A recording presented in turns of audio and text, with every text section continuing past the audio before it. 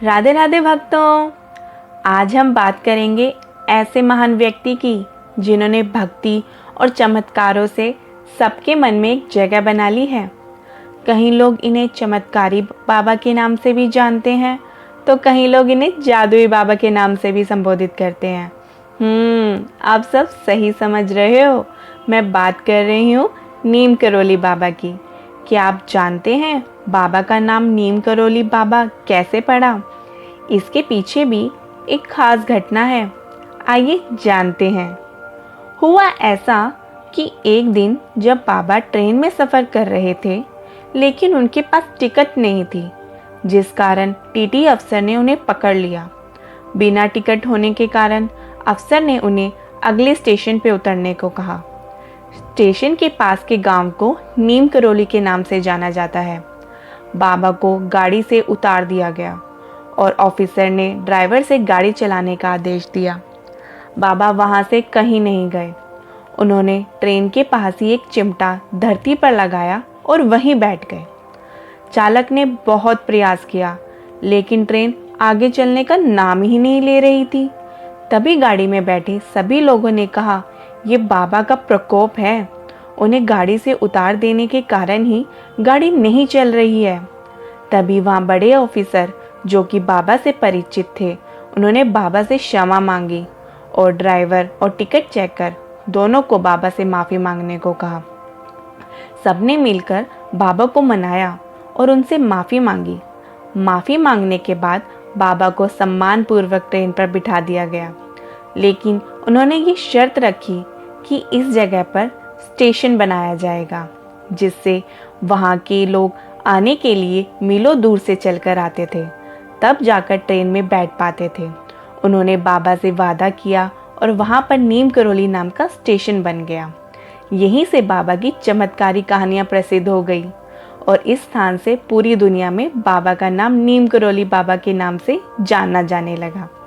यहीं से बाबा को नीम करोली नाम मिला था। चलिए अब जानते हैं बाबा के जीवन के बारे में कुछ महत्वपूर्ण बातें। नीम करोली बाबा या महाराज जी की गणना 20वीं शताब्दी के सबसे महान संतों में होती है। इनका जन्म 1900 में अकबरपुर जिला फिरोजाबाद उत्तर प्रदेश में हुआ था, जो कि हिरन गांव से 1 किलोमीटर की दूरी पर है। नीम करोली बाबा का बचपन सामान्य बच्चों से अलग था। उनका बचपन का नाम लक्ष्मी नारायण शर्मा था। उनका जन्म एक धनी ब्राह्मण परिवार में हुआ था। 11 वर्ष की उम्र में उनके माता पिता द्वारा उनकी शादी कर दी गई, लेकिन उनका मन सांसारिक जीवन में नहीं लगता था। इसलिए उन्होंने साधु बनने का निर्णय किया और घर छोड़ दिया। बाद में वह अपने पिता के अनुरोध पर वैवाहिक जीवन जीने के लिए घर लौट आए। वह 2 बेटों और एक बेटी के पिता बने। ऐसा माना जाता है कि जब तक महाराज जी 17 वर्ष के थे, उनको इतनी छोटी सी आयु में सारा ज्ञान था। बताते हैं भगवान श्री हनुमान उनके गुरु हैं। उन्होंने भारत में कई स्थानों का दौरा किया और विभिन्न राज्यों में अलग अलग नामों से जाने जाते थे।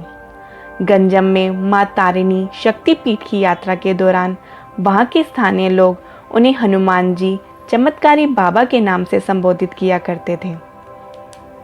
नीम करोली बाबा का निधन 11 सितंबर 1973 को 1:15 बजे वृंदावन के एक अस्पताल में हुआ। वह मधुमेह के कारण कोमा में चले गए थे। नीम करोली बाबा की समाधि वृंदावन आश्रम में है। यह आश्रम मथुरा रोड से थोड़ी दूर परिक्रमा मार्ग पर ही है। बाबा की समाधि को महासमाधि मंदिर भी कहा जाता है। नीम करोली बाबा के आश्रम भारत में कैंची, भोमियादार, काकड़ी घाट, कुमाऊं की पहाड़ियों में, हनुमानगढ़ी, वृंदावन, ऋषिकेश, लखनऊ, शिमला, फरुखाबाद में खीमासेपुर के पास नीम करोली गांव और दिल्ली में है। उनका आश्रम ताउस, न्यू मैक्सिको, संयुक्त राज्य अमेरिका में भी स्थित है। नीम करोली बाबा ने अपने जीवन काल में कुल 108 हनुमान मंदिरों का निर्माण करवाया था। नीम करोली बाबा का हनुमान जी से गहरा संबंध था और वह हनुमान जी के सबसे बड़े भक्तों में से एक माने जाते हैं। कैंची मंदिर में प्रतिवर्ष 15 जून को वार्षिक समारोह मनाया जाता है। इस दिन बाबा ने कैंची धाम में आश्रम की स्थापना की थी। इस दिन कैंची धाम में एक बड़ा मेला लगता है और बाबा के भक्तों की विशाल भीड़ उमड़ती है। महाराज जी इस युग के भारतीय दिव्य पुरुषों में से हैं। नीम करोली बाबा का कैंची धाम आश्रम शिप्रा नदी के किनारे स्थित है, जहां नीम करोली बाबा ने तपस्या की थी। शिप्रा नदी और बाबा के बीच में एक गहरा संबंध है। मान्यता है कि एक बार कैंची धाम में भंडारे के दौरान घी कम पड़ गया था। तब बाबा ने शिप्रा नदी से पानी मंगवाया और उस पानी को घी में बदल दिया। कहा जाता है उत्तराखंड की यात्रा के दौरान स्वामी विवेकानंद जी ने भी शिप्रा नदी के किनारे ध्यान किया था। अब जानते हैं बाबा के शिष्यों के बारे में, जिसमें सबसे पहला और महत्वपूर्ण नाम आता है वो है सिद्धि माँ का। सिद्धि माँ बाबा नीम करोली महाराज की श्रद्धेय शिष्य है, जिन्होंने अपनी जिंदगी आध्यात्मिक सेवा और समुदाय के लिए समर्पित की। सिद्धि माँ बाबा नीम करोली महाराज की आध्यात्मिक परंपरा में एक महत्वपूर्ण व्यक्ति है, जिन्हें उनकी अटूट भक्ति और समुदाय में योगदान के लिए जाना जाता है। अल्मोड़ा में जन्मी वह 8 बहनों के परिवार में बड़ी हुई।